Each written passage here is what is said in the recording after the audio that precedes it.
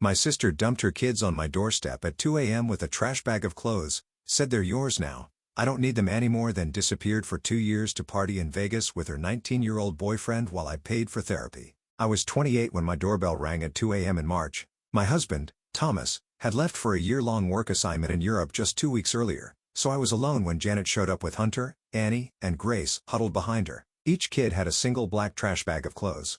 Janet handed me a crumpled envelope. She told me they were mine now, that she needed a break. Then she turned and walked to a waiting car. The kids watched silently as their mother drove away. The envelope contained unsigned guardianship papers she'd printed from some website. I knew they had no legal value, but I was too shocked to think clearly that night.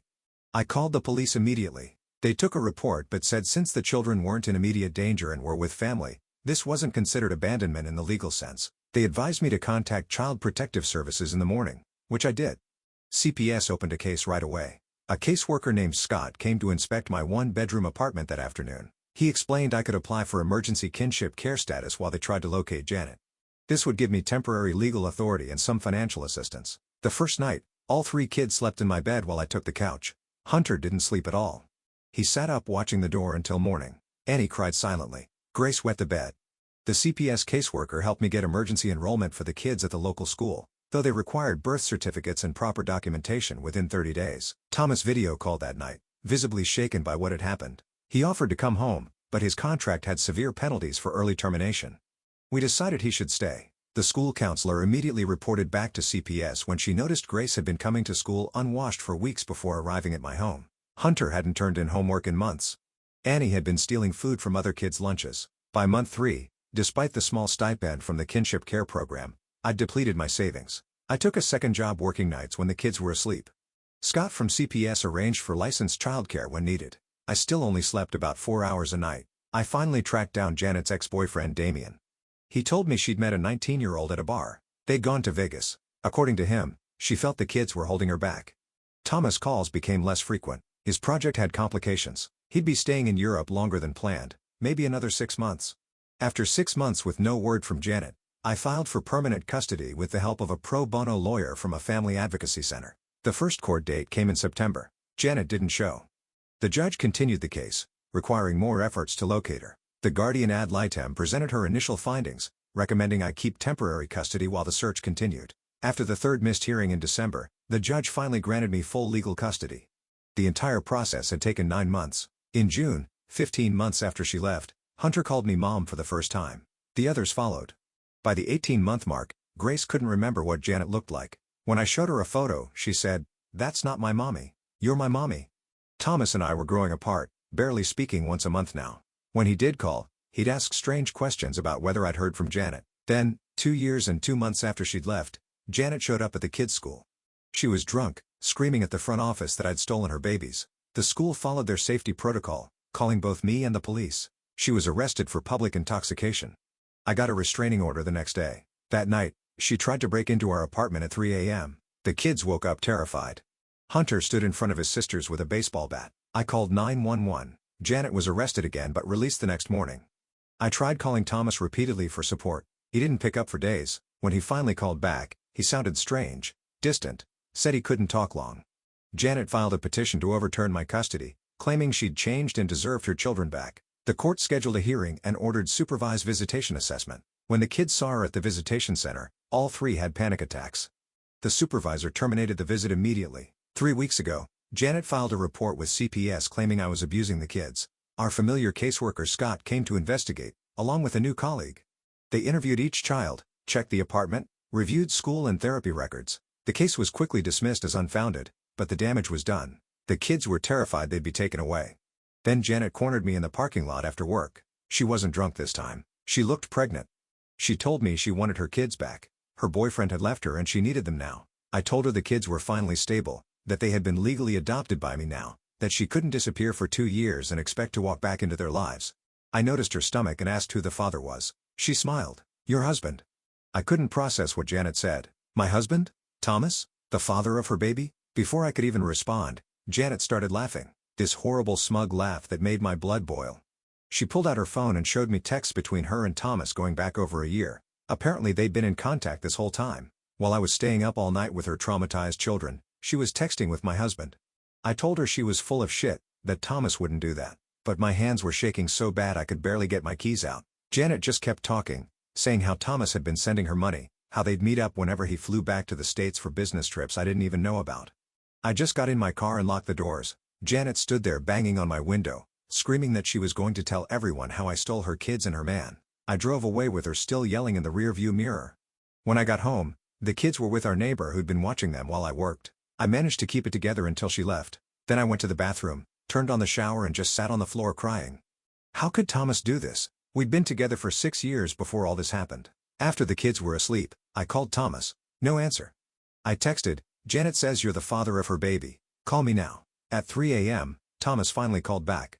I didn't even say hello. Is Janet pregnant with your baby? He was silent for so long I thought the call had dropped. Then he just said he was sorry, that it wasn't supposed to happen like this. I lost it. I was screaming so loud I had to shove my face in a pillow. I couldn't wake the kids. How long had this been going on? How could he do this to me while I was raising her children that she abandoned? Thomas said it started before he left for Europe. Janet had contacted him, said she needed money. He met up with her to give her some cash, and things happened. He swore it was just supposed to be a one-time thing, but then they kept talking. I asked if that's why his project in Europe kept getting extended. He admitted there was no extension. He just couldn't face coming home after what he'd done. Then he had the nerve to ask if the kids were okay, like he actually cared. I hung up on him. I couldn't sleep. I kept thinking about all those nights I was struggling to comfort 3 traumatized children while he was texting their mother, about how he'd been lying to me for years. The next morning, Hunter found me at the kitchen table still in yesterday's clothes. This kid has been through so much, but he sat down next to me and asked if I was okay. I tried to smile and said I was just tired. Hunter looked me straight in the eyes and said, "Is she trying to take us away again? These kids. They're so perceptive it breaks my heart." I promised him that nobody was taking them anywhere. That this was their home and I was their mom now. Legally and in every way that mattered. I called my lawyer as soon as the office opened. Explained everything Janet had said about Thomas. My lawyer was shocked, but said this actually strengthened my case. It showed Janet's continued instability and poor judgment. She suggested I file for divorce immediately and document everything. That afternoon, Janet showed up at our apartment complex again. This time she was shouting in the parking lot, telling everyone who could hear that I'd stolen her husband. One of our neighbors called the building security. When they tried to escort her out, she started screaming that she was going to get her kids back and there was nothing I could do about it. Hunter and the girls were at school, thank God. But the whole incident was recorded on the building's security cameras. My lawyer said this was perfect evidence of Janet's continued erratic behavior. I decided to be proactive. I emailed Thomas with a list of demands. 1. Sign divorce papers. 2. Give up any claim to the children. 3. Provide a recorded statement confirming his relationship with Janet and her abandonment of the kids. I told him if he knew what kind of person they had working for them. Harsh? Maybe, but I was done being nice. That night, I got a call from a number I didn't recognize. It was Damien, Janet's ex. He'd heard Janet was back and causing trouble. He wanted to warn me that when Janet was with him, she'd talk about getting her kids back someday. Not because she wanted them, but because she wanted the government benefits that came with them. He offered to testify about this if needed. The next day was Friday. I took a personal day from work and met with my lawyer to file the divorce papers. Afterward, I went to the school and updated their emergency contact information, explicitly stating that Janet was not authorized to pick up the kids under any circumstances. The principal pulled me aside. Apparently, Janet had called the school twice more, demanding information about the children's schedules. They'd refused to provide anything, but he wanted me to know they were taking this situation seriously. They'd instructed all staff to call police immediately if Janet showed up again. I was walking back to my car when Scott from CPS called. Janet had filed another report, this time claiming I was turning the children against her. Scott sounded exhausted. He said they were required to investigate, but he wanted to do it with minimal disruption to the kids. Could he come by the apartment that evening? When Scott arrived, he brought his supervisor Brenda. They interviewed each child separately in their bedroom while I waited anxiously in the living room. Afterward, Brenda told me the case would be closed immediately. Not only were the allegations clearly false, but Grace had told them she didn't remember Janet at all, and Hunter had expressed fear of her. Brenda took me aside and said something off the record. CPS was building a case against Janet for harassment through false reporting. If she filed one more false report, they would pursue action against her. That night, Annie had a nightmare. She crawled into bed with me, her little body shaking. She asked if the scary lady was going to take her away.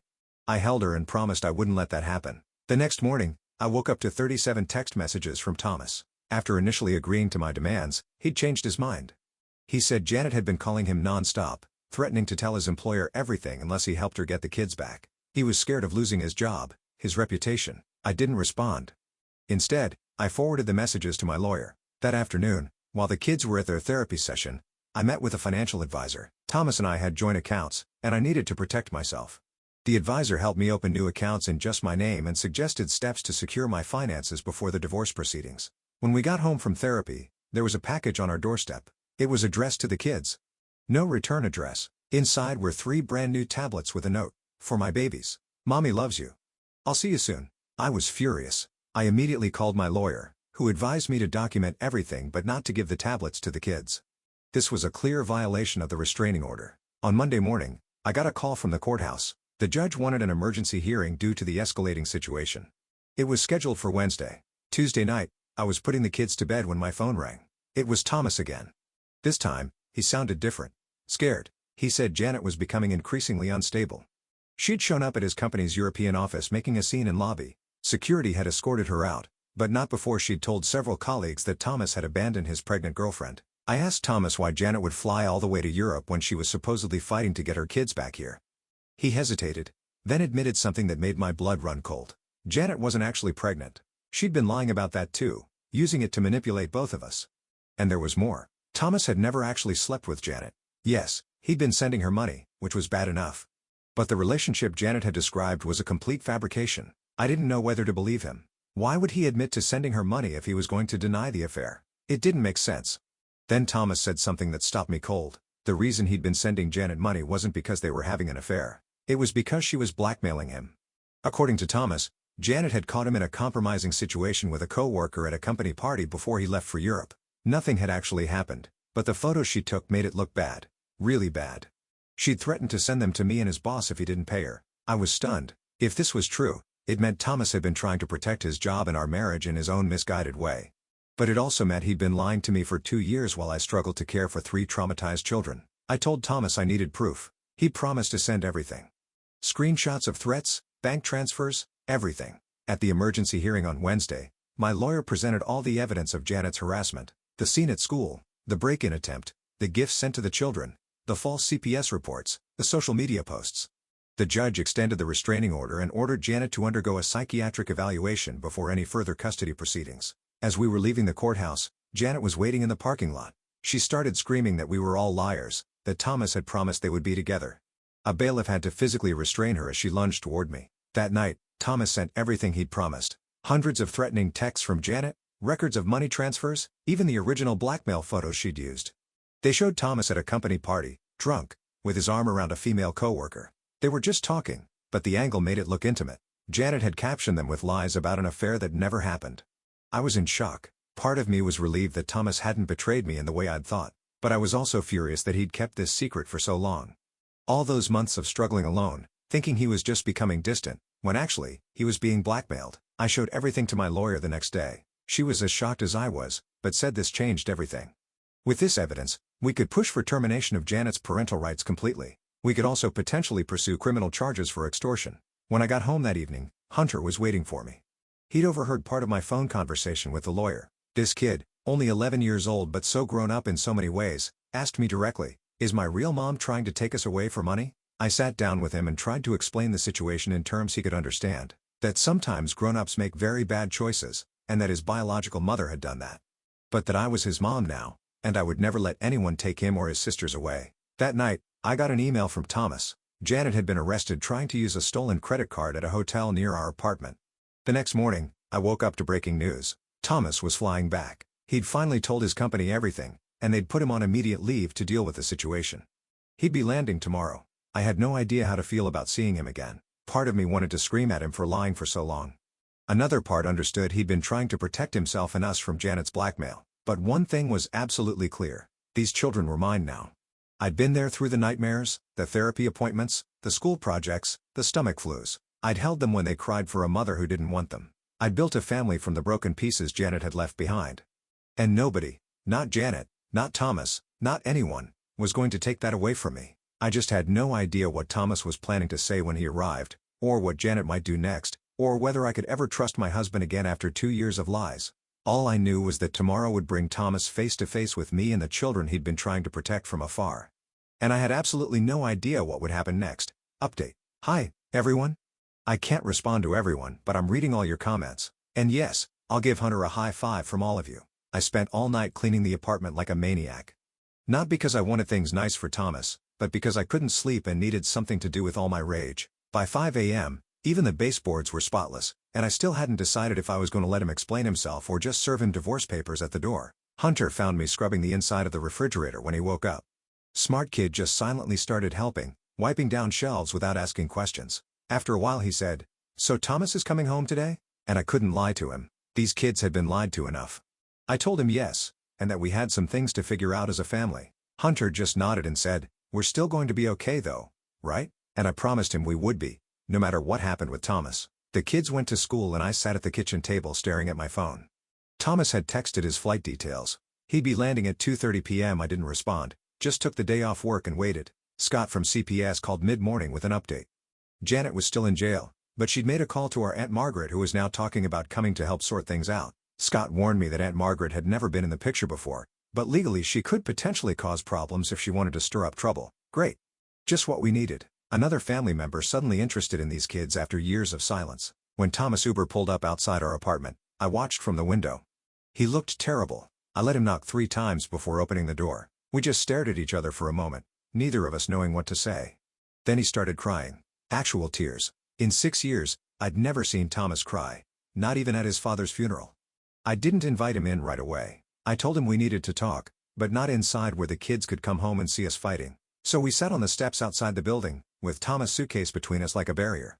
He showed me everything on his phone, all the blackmail messages from Janet. It had started innocently enough. Janet had contacted him asking for money shortly after dumping the kids with me. He'd felt guilty, like it was somehow his fault that his sister-in-law was such a mess. So he gave her some cash to help her get back on her feet. But Janet kept asking for more.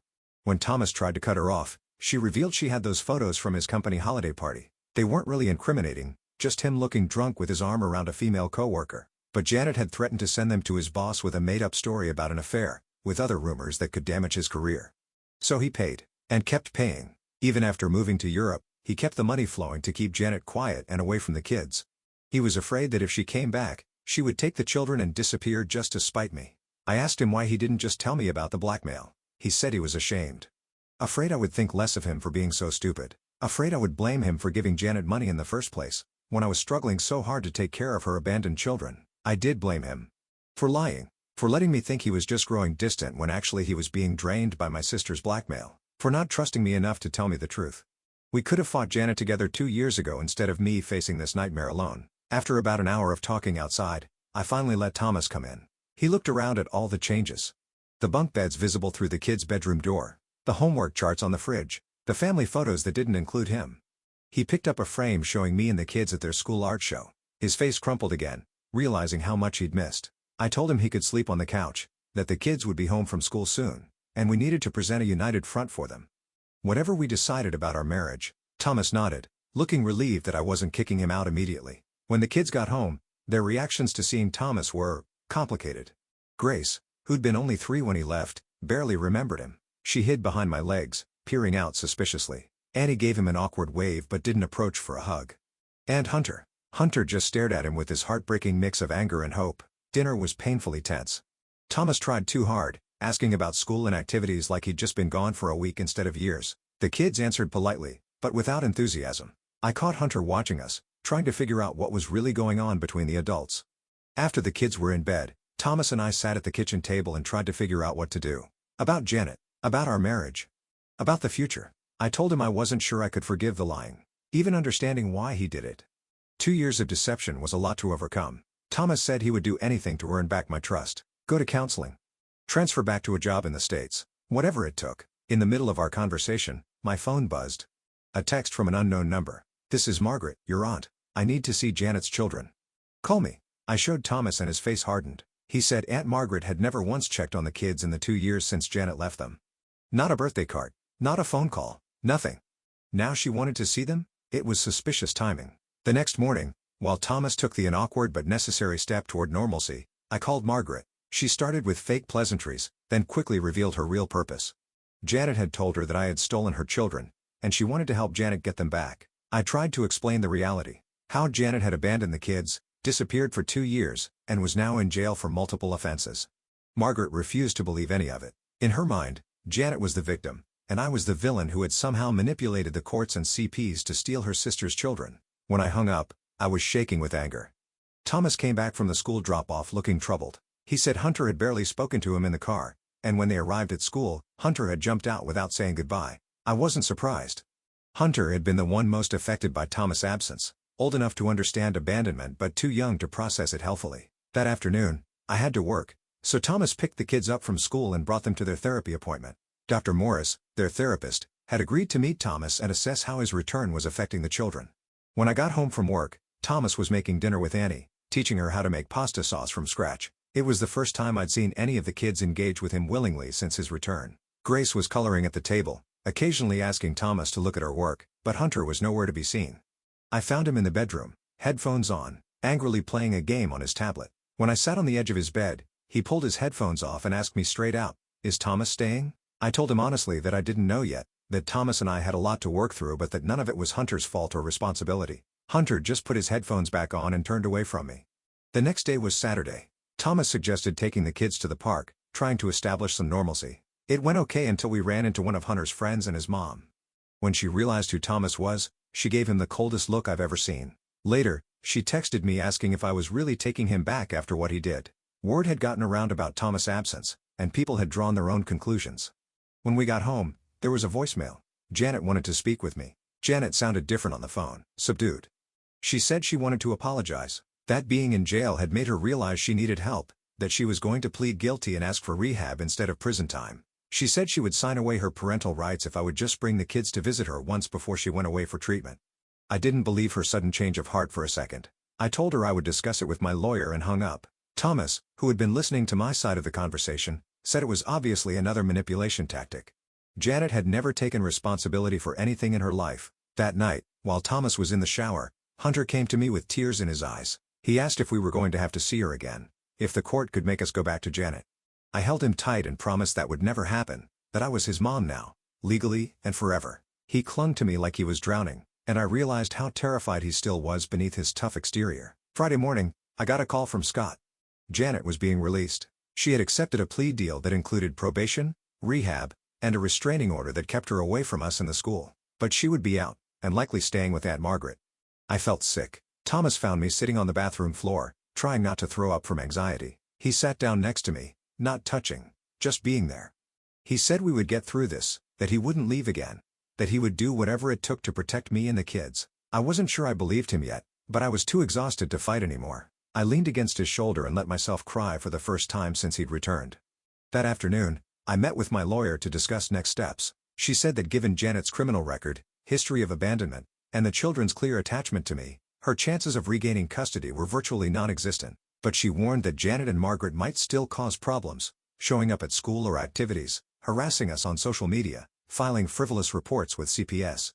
We discussed the possibility of moving, finding a bigger place in a different school district, farther from where Janet and Margaret lived. It would be disruptive for the kids, but maybe safer in the long run. When I mentioned this to Thomas, he immediately offered to cash his retirement account to help with the down payment on a house. It was the first practical, tangible offer of support he'd made, and it caught me off guard. Saturday morning, Hunter had a soccer game. Thomas and I took all the kids, trying to maintain their normal routines despite the chaos swirling around us. In the middle of the game, I noticed a woman watching from the far side of the field. She was trying to be inconspicuous, but I recognized her immediately. Aunt Margaret. I pointed her out to Thomas, who immediately walked toward her. I couldn't hear their conversation, but I saw her back away as he approached, then hurry to her car. When he returned, Thomas said he'd made it clear that if she or Janet came near the kids again without court approval, we would file for a restraining order against her too. That night, after the kids were asleep, Thomas and I finally had the conversation we'd been avoiding. I told him I understood why he'd paid Janet's blackmail, that I even understood why he'd kept it secret at first, but I couldn't understand why he'd stayed away for 2 years, leaving me to raise 3 traumatized children alone while he hid in Europe. Thomas broke down completely.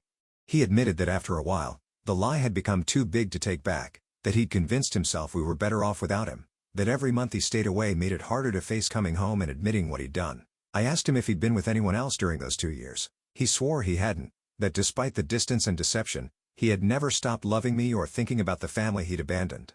I didn't know if I could forgive him, but I also didn't know if I could raise 3 children alone while fighting off Janet and Margaret without his help. The practical reality was that we needed each other, whatever was left of our marriage. The next morning, Hunter came out of his room while I was making breakfast.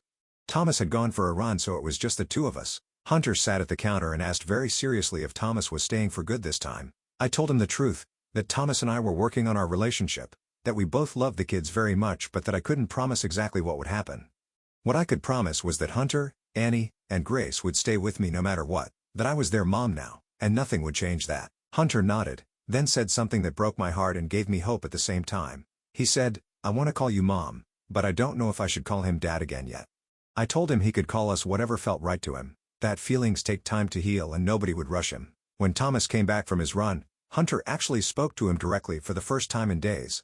Just asked if he wanted some cereal, but Thomas looked like he'd been given the greatest gift in the world. Monday morning, the principal called. Janet had shown up at the school again, demanding to see the children.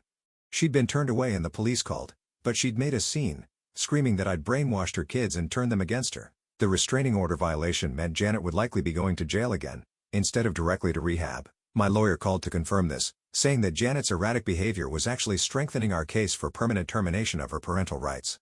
Then I got a text, just before midnight, from Damien of all people, warning me that Janet had been released on bail again and was telling people she had proof that would destroy me and get her kids back. Last update, I couldn't sleep after Damien's text. What proof could Janet possibly have? Thomas and I stayed up half the night going through every possibility. Had he said something in their messages that could be twisted?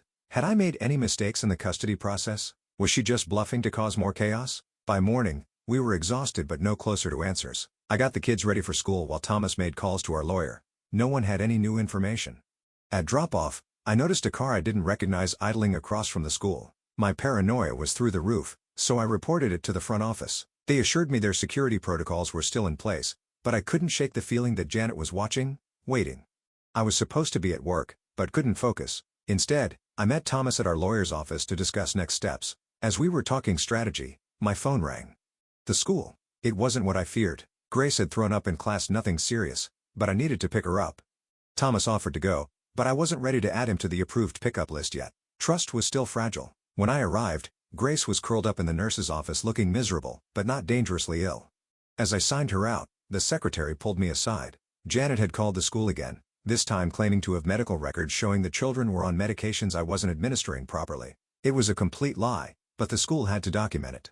I was furious. Using the children's health as a weapon was a new low, even for Janet. The principal assured me they weren't taking the claim seriously, but I could see the doubt in the secretary's eyes. At home, I tucked Grace into bed and called the pediatrician to document that the kids weren't on any daily medications just in case. Then I called Scott at CPS to report Janet's latest tactic. He sighed, adding it to what was becoming a very thick file. Thomas came back from the lawyer with news. They'd filed an emergency motion to suspend Janet's probation based on the continued harassment. The hearing was set for Friday, just 2 days away. Wednesday night, we got our answer about Janet's proof. Damien called again. He'd met Janet for coffee, pretending to be sympathetic to her cause. She'd shown him what she had, screenshots of messages between Thomas and Janet over the past 2 years, carefully edited to make it look like they were having an affair. The messages were real. Thomas had been communicating with her for the blackmail payments, but Janet had deleted her threats and edited the conversations to change the context completely. She also had bank records showing Thomas transfers, which she planned to present as support for their relationship. I felt sick, but our lawyer wasn't worried. The full message history on Thomas' phone would easily disprove Janet's claims. The problem was the damage she could do in the meantime by showing these edited screenshots to people who knew us. Thursday morning, my worst fears were confirmed. I woke up to dozens of notifications. Janet had created a public Facebook group where she'd posted her doctored evidence. She'd added neighbors, school parents, even my coworkers. The comments were horrifying. People I thought were friends were expressing shock and sympathy for Janet. Others were calling Thomas disgusting names. It was a nightmare. Thomas looked devastated when I showed him. This was exactly what he'd been paying Janet to prevent for 2 years. Public humiliation and accusations. Now it was happening anyway, and worse than he'd imagined. The kids' school called again. The principal wanted to know if we needed additional support. Hunter had overheard some comments from classmates and gotten into a shouting match defending me. I picked all 3 kids up early.